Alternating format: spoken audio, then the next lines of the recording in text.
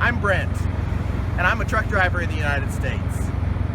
One of my favorite things about driving a truck is the diversity in landscape all across America. It's amazing to me how fortunate I've been to spend 20 years driving coast to coast in the States. I want to share a few thoughts with you about being transgender. When I was born, my name was Brenda, and my parents thought I was the perfect little girl. Now, as I grew a little older, I beg to differ with them. My older sister remembers a time when she saw the horror in my eyes when she told me, it was probably about 6 or 7 years old, she told me that when we grew up, we were going to have boobies.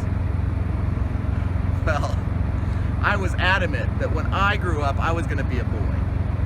And no boobies for me, thank you very much.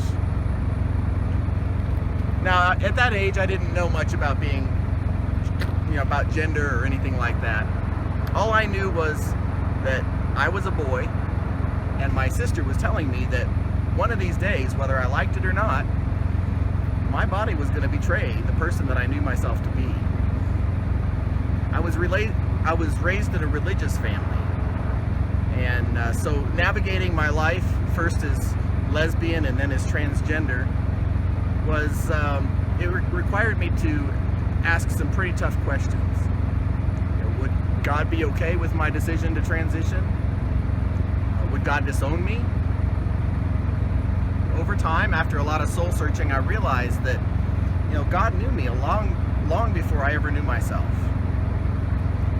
Many people wonder if maybe God made a mistake in their gender assignment, but I don't see it that way.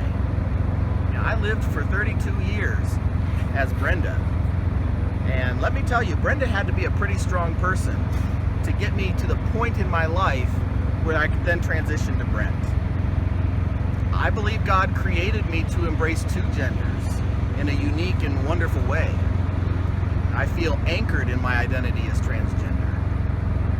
I feel grounded and content in the fact that I was able to experience womanhood, and then now I can take those experiences with me into the rest of my life as a man. And I've got to honor Brenda for that. I don't see this as a handicap, but rather as an asset.